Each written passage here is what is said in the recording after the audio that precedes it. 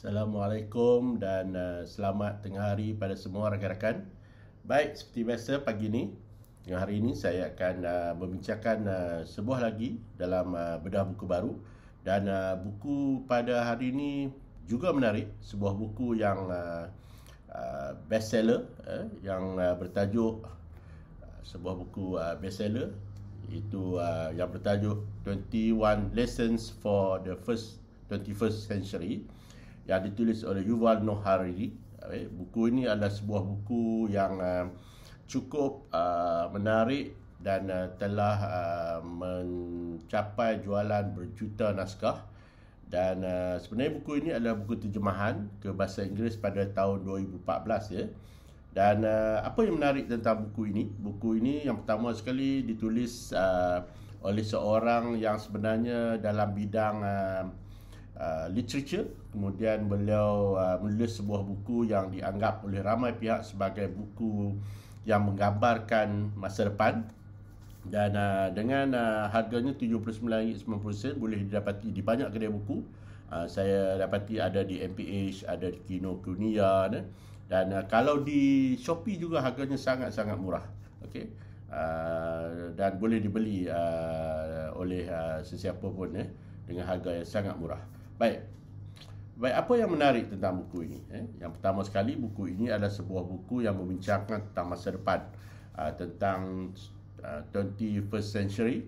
Dan buku ini membicarakan tentang 21 perkara yang harus diberikan perhatian oleh masyarakat, khususnya pembuat dasar, pihak kerajaan, pentadbir, guru-guru, penyelidik, berkaitan dengan cabaran-cabaran masa depan berkaitan dengan kehidupan manusia.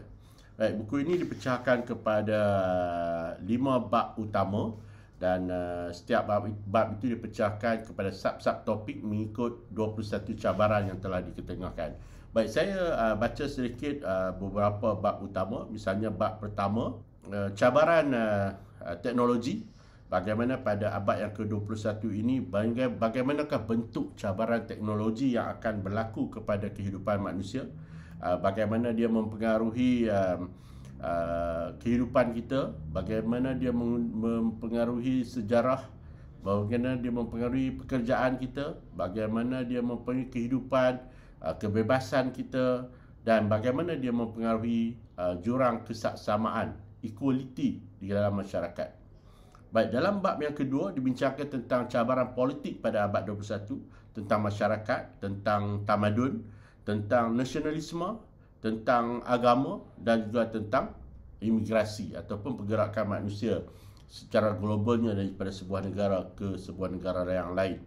Dalam bab yang ketiga dibincangkan tentang perpecahan ataupun apakah ada harapan untuk manusia bersatu. Dibincangkan tentang terorisme, dibincangkan tentang peperangan, tentang kemanusiaan, tentang sekularisme dan sebagainya. Dan satu menarik yang saya masih ingat apabila saya baca buku ini adalah bagaimana manusia ini begitu digagaskan oleh media, kerana penulis membicarakan tentang soal-soal yang besar seperti peperangan dan sebagainya yang telah memecah belahkan manusia. Tapi beliau juga menjelaskan bahawa kadang-kadang kita terlepas pandang ada perkara-perkara yang kita anggap mudah, tetapi dia memberi kesan yang tidak kurang besarnya kepada kita. Misalnya beliau mengatakan di saat kita begitu takut dengan peperangan dan sebagainya, kita lupa bahawa gula adalah satu bentuk ancaman kehidupan kepada manusia.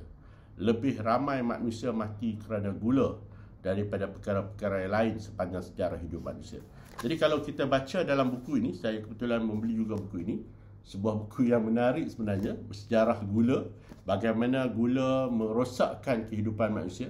Kita tahu bahawa manusia ini sebenarnya telah dirosakkan oleh gula yang kita anggap manis itu, dan akhirnya manusia ramai yang mati, ramai yang sakit, ramai yang menderita, ramai keluarga yang menjadi susah kerana gula. Jadi manisnya gula itu membawa berbagai masalah kepada kehidupan manusia. Baik, seterusnya dalam bab yang lain, dalam bab yang keempat, dibincangkan tentang bagaimana manusia sepatutnya lebih kuat mencari kebenaran tentang hidup mereka. Dibincangkan tentang bagaimana dalam sejarahnya manusia ini ignorance, bagaimana tentang keadilan hidup manusia, tentang hak asasi hidup manusia, tentang fiction, media dan sebagainya. Dan dalam bab 5, resilience, bagaimana manusia mempertahankan kehidupan mereka. Dan dalam bab ini, satu bab yang sangat menarik ialah bab 19 pada saya sebab ia membincangkan tentang pendidikan. Baik, dalam bab yang ke-19 ini, apa yang dibincangkan oleh Yuval? Yuval mengatakan bahawa pada abad yang 21 ini, kita tidak lagi sepatutnya mengamalkan apa yang kita berikan pendidikan pada anak-anak kita seperti abad yang ke-20. Jika abad yang ke-20 itu kita memberi knowledge berasaskan maklumat. Maksudnya kita crampingkan ataupun kita lambakkan maklumat-maklumat pada anak-anak kita sehingga anak-anak kita itu belajar dengan cara yang menghafal kemudian menjawab dalam peperiksaan. Tetapi pada abad yang ke-21 ini, dengan kemajuan teknologinya, dengan 4IR-nya, dengan artificial intelligence dan dengan automationnya, dengan jaringan internetnya dan sebagainya, menyebabkan hafalan, lambakan maklumat itu sudah menjadi perkara kedua. Yang harus diberikan pada anak-anak mengikut Yuval adalah perkara-perkara lain. Misalnya, beliau mengatakan selain daripada kita mesti memberikan penekanan kepada 3M, membaca, menulis dan mengira, kita juga harus memberikan M yang keempat, iaitu M berkaitan dengan memberikan bahasa ataupun memproses ataupun dipanggil programming ya. M yang keempat ini, memproses ini adalah kemahiran anak-anak untuk melakukan coding dan sebagainya. Selepas anak mempunyai 3M ni, maka anak perlu ada 4C mengikut Yuval. Apakah C tersebut? C tersebut itu yang pertamanya adalah berkaitan dengan critical thinking, berkaitan dengan communication, berkaitan dengan collaborative dan creativity. Inilah 4C yang dilihat oleh Yuval sebagai teras kepada pendidikan pada abad yang ke-21. Bukan lagi maklumat yang dilambakkan, tetapi kemahiran untuk melihat kepada 4C ini. Yang pertamanya adalah critical thinking.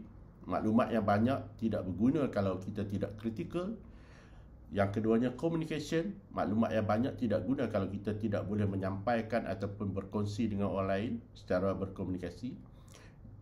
Maklumat yang banyak juga tidak memberi makna kalau kita tidak boleh berkolaborasi dengan pihak lain. Dan maklumat yang banyak juga tidak menjadi sesuatu yang berguna kalau kita tidak kreatif. Jadi 4C ini menjadi teras kepada pendidikan pada abad 21 mengikut Yuval. Dan satu perkara yang menarik tentang pendidikan ini yang disebut oleh Yuval adalah perubahan akan sentiasa berlaku. Uncertainty akan menjadi salah satu daripada ciri pendidikan abad yang ke-21. Kita tidak lagi boleh mengharapkan satu kurikulum yang standard, yang seragam, yang sesuai untuk semua pada abad yang 21. Manakala anak-anak inilah yang diberi peluang untuk memilih dan mencari apakah maklumat-maklumat dan juga apakah perkara-perkara yang ingin mereka belajar. Dengan kemahiran-kemahiran itu disediakan oleh pihak sekolah atau pendidikan. So, bukan lagi mengajar the what, tapi mengajar how. Jadi inilah perkara-perkara yang telah disampaikan dalam buku ini berkaitan dengan pendidikan. Pada saya buku ini satu buku yang baik untuk kita baca. Bukan saja kerana ia memberikan kita satu gambaran awal tentang rupa bentuk abad 21 dan bagaimana kita boleh memahami keadaan itu. Tapi yang lebih besar maknanya adalah kerana pada abad 21 ini perubahan itu berlaku sangat cepat dan berlaku secara uncertainty. Jadi persediaan anak-anak kita dalam menghadapi abad 21 jauh lebih mencabar berbanding kehidupan kita ataupun generasi kita sebelum ini, di mana perubahan itu berlaku dalam keadaan yang agak lambat dan boleh bersedia lebih awal. Tetapi anak-anak kita pada abad 21 ini, bukan sahaja mereka terpaksa bersedia lebih awal, tetapi mereka juga harus mempunyai kemahiran-kemahiran yang tidak ada kepada orang-orang sebelum ataupun generasi sebelum mereka.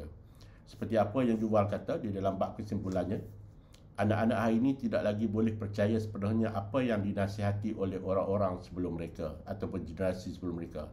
Walaupun generasi sebelum mereka memberi nasihat yang dengan niat yang baik dan bertujuan untuk meningkatkan kefahaman mereka, tapi sebenarnya generasi sebelum mereka tidak benar-benar memahami apakah yang akan berlaku pada generasi mereka hari ini. Jadi anak-anak ini sendiri harus mempunyai kemahiran-kemahiran untuk memahami apakah keperluan-keperluan pada hari ini dan juga pada masa depan. Menjadi anak-anak yang bijak, menjadi anak-anak yang boleh menanggapi masa depan itu perlu diberikan dalam sistem pendidikan kita. Jika kita masih mengamalkan sistem pendidikan lama yang bersifat lambatkan maklumat dan peperiksaan yang pasif, apa yang sedang kita bekalkan pada anak kita adalah satu ilmu, satu kemahiran yang mungkin mereka tidak akan gunakan dalam kehidupan mereka pada masa hadapan. Itu sesuatu yang malang kepada sistem pendidikan kita. Sekian, terima kasih.